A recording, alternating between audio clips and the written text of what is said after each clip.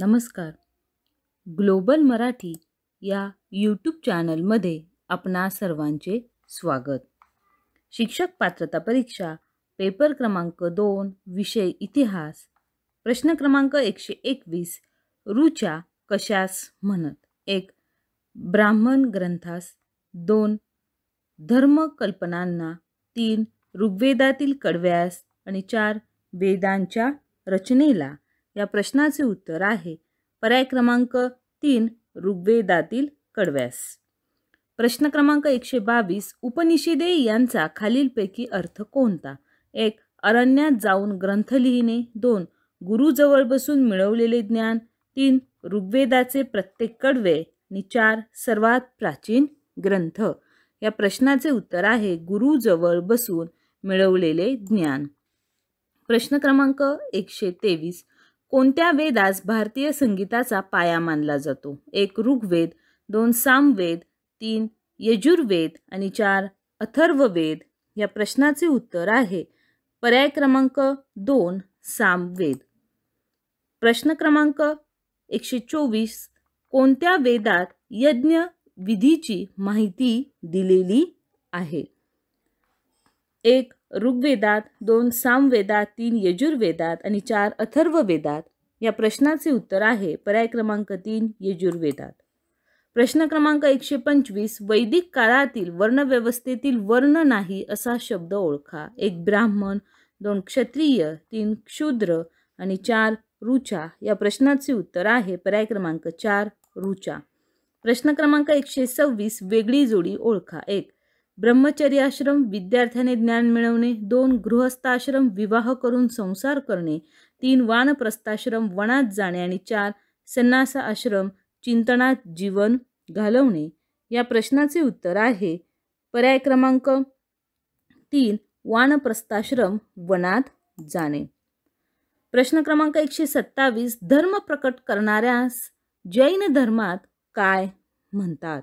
1 तीर्थकर, 2 तीर्थस्वरूप, 3 तीर्थक्षेत्र आणि पर्याय क्रमांक 4 श्री क्षेत्र.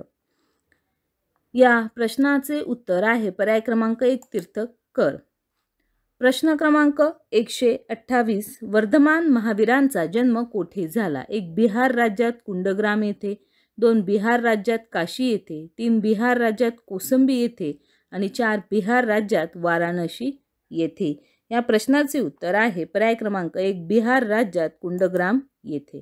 प्रश्न क्रमांक 129 वर्धमान महावीर जैन धर्माचे कितवे तीर्थकर होते. 1 21वे, 2 22वे, 3 23वे आणि 4 24वे. या प्रश्नाचे उत्तर पर्याय क्रमांक 4 24वे हे आहे. प्रश्न क्रमांक 130 जैन धर्माचे 24वे तीर्थकर कोण होते. 1 गौतम बुद्ध, 2 वर्धमान महावीर, 3 ऋषभनाथ आणि 4 महादेव. या प्रश्नाचे उत्तर पर्याय क्रमांक 2 वर्धमान महावीर हे आहे. प्रश्न क्रमांक 131 वर्धमान महावीरांस लोक जीन असे का म्हणू लागले. 1 त्यांनी सर्व इंद्रियांवर विजय मिळवला, 2 ते पराक्रमी राजपुत्र होते, 3 त्यांनी कलिंगच्या युद्धात विजय मिळवला आणि 4 यापैकी नाही. या प्रश्नाचे उत्तर पर्याय क्रमांक 1 त्यांनी सर्व इंद्रियांवर विजय मिळवला. प्रश्न क्रमांक 132 आपला उपदेश लोकांना कळावा म्हणून त्यांनी कोणत्या भाषेचा वापर केला. 1 पाली, 2 अर्धमागधी, 3 संस्कृत आणि 4 लॅटिन. या प्रश्नाचे उत्तर पर्याय क्रमांक 2 अर्धमागधी हे आहे. प्रश्न क्रमांक 133 खालीलपैकी कोणता शब्द त्रिरत्ने नाही. 1 सम्यक दर्शन, 2 सम्यक ज्ञान, 3 सम्यक चरित्र आणि 4 सम्यक भाव. या प्रश्नाचे उत्तर आहे पर्याय क्रमांक 4 सम्यक भाव.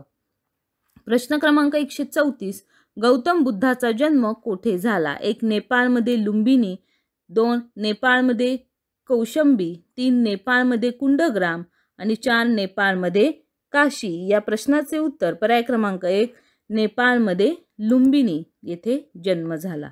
प्रश्न क्रमांक 135 ज्या वृक्षाखाली गौतम बुद्धाला दिव्य ज्ञानाची प्राप्ती झाली त्यास काय म्हणतात. 1 ज्ञानी वृक्ष, 2 बोधी वृक्ष, 3 कल्पवृक्ष आणि 4 महावृक्ष. या प्रश्नाचे उत्तर पर्याय क्रमांक 2 बोधी वृक्ष हे आहे.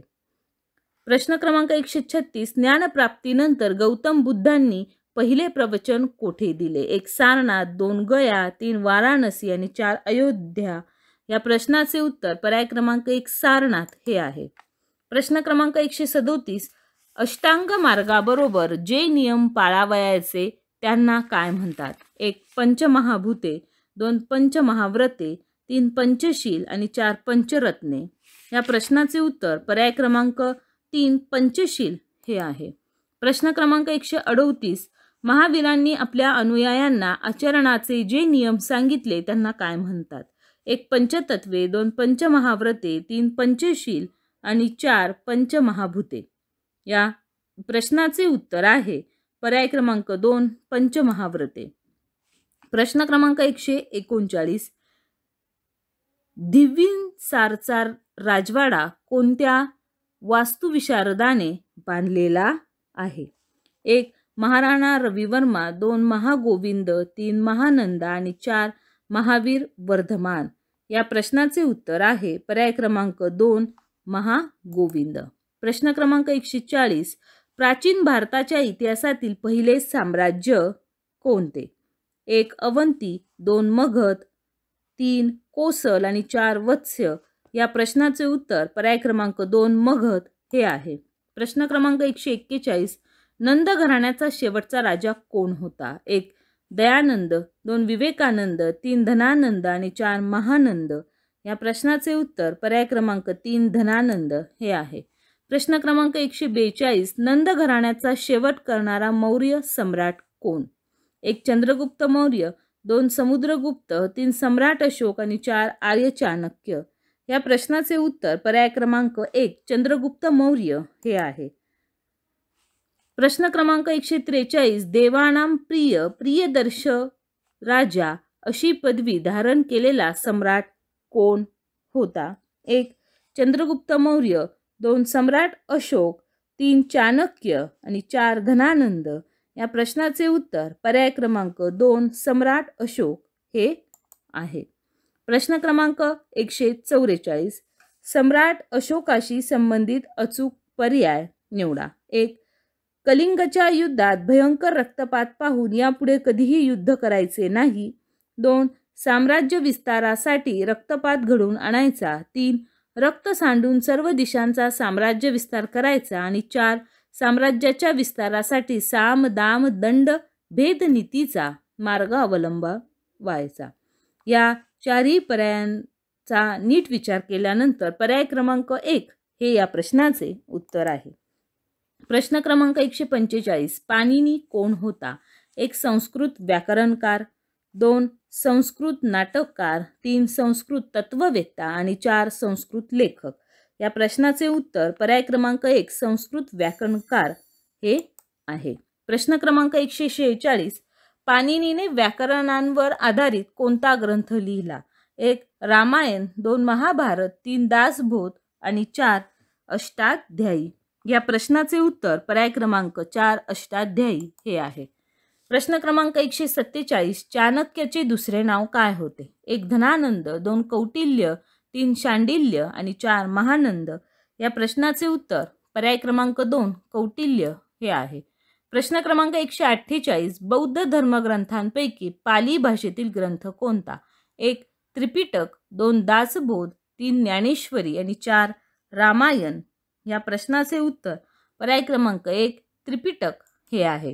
प्रश्न क्रमांक 149, कुशाणांचा प्रसिद्ध राजा कोण होता? 1 शक, 2 कनिष्क, 3 तनिष्क आणि 4 हून. या प्रश्नाचे उत्तर पर्याय क्रमांक 2 कनिष्क हे आहे. प्रश्न क्रमांक 150, शकारी म्हणजे शकांचा शत्रू असे कोणत्या सम्राटाला म्हणत असे? 1 समुद्रगुप्त, 2 दुसरा चंद्रगुप्त, 3 सम्राट हर्षवर्धन आणि 4 सम्राट कनिट. या प्रश्नाचे उत्तर आहे पर्याय क्रमांक 2 दुसरा चंद्रगुप्त.